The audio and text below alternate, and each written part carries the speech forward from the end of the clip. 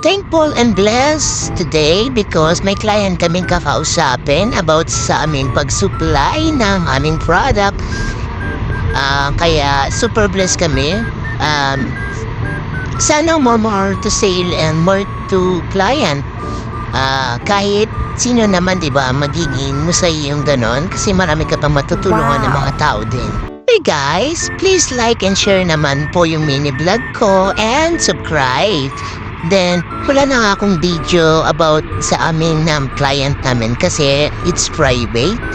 Then, pauwi naman kami niyan. Nagugutom na ako. Sabi ko, daan muna kami namang ulam kasi hindi pa kami nag-lunch. Doon na kami sa bahay kakain. Ayan, bumili muna kami kay Mama Nars na kitchen. Wow!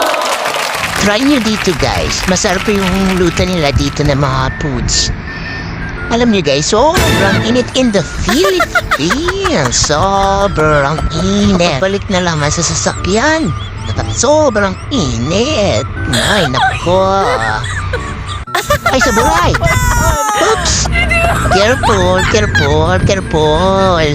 Natapilok ako guys. Ano na kayang yan?